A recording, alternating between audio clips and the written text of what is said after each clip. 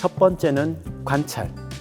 네, 그 관찰에서 그 다름을 파악하고 그 다름을 채워주는 것은 사실 내가 모델이 돼서 보여주는 것.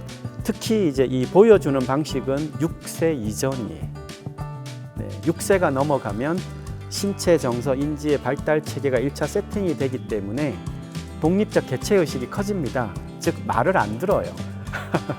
주변의 또래의 영향이 크지 수직적인 관계에서는 점점 6세가 넘어갔을 경우는 어렵다. 그럴 경우에는 부모님이 먼저 본보기가 되더라도 아이가 그거를 따르기가 만만치 않습니다.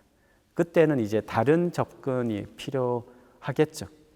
예를 들면은 이제 게임 중독이 게임에 대한 부분이 초등학교 6세, 8세 지나면 일어나는 케이스가 많죠. 자, 그런데 이 어떤 친구는 게임 중독이 되고 어떤 친구는 세계에서 대한민국이 처음 만든 직업이 프로게이머예요.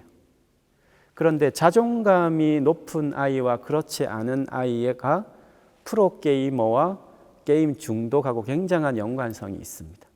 프로게이머의 이 두뇌 활성도 연구가 여러 편이 나와 있는데요. 기본적으로 가장 근원적인 거로 따지면 프로게이머는 하는데 게임 중독된 아이가 하지 않는 것들이 있어요. 특히 자존감이 높은 아이들이 하는데 자존감이 낮은 아이가 하지 않는 거. 내가 이 게임을 왜 하는가에 대한 질문과 답이에요.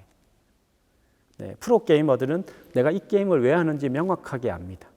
그리고 내가 그것을 하는 과정이 아무리 힘들고 고되더라도 가야 되는 명확한 방향이 있죠. 중독이란 건 의학적으로 가장 본질은 주인 자리를 뺏긴 거예요. 뇌에 주인이 없는 거죠. 그럴 경우에 반복된 정보가 입력되었을 때 나가 없으니까 just do it, 그냥 하는 거고요. 반복된 입력이 또 반복되면 내가 없는 상태에서는 이제 중독으로 빠지죠. 그런데 내가 있는 채로 게임을 하면 이 게임을 하는 이유와 방향을 명확히 아니까 집중을 하게 되는 거고요. 집중이 반복되면 플로우, 몰입으로 갑니다.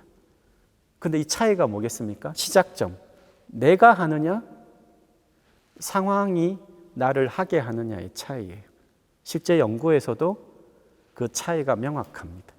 자존감이라는 게 손에 안 잡히는 것처럼 보이겠지만 근원적으로 들어가면 결국은 나라고 하는 그 인식과 자각이 있는 아이이냐 있지 않는 아이냐. 그럼 부모가 어떻게 해야겠습니까? 모든 걸 시키고 모든 학원의 커리큘럼을 짜주고 너가 부족한 건 이거고 잘하는 건 이거야 라는 걸 뭔가 이렇게 컨설팅을 해주고 그러면 안 되겠죠. 마지막 의사결정은 반드시 내가 하게 해야 돼요. 집안에 휴지가 이렇게 막 얼그러져 있으면 너 휴지 주워, 이게 아니에요.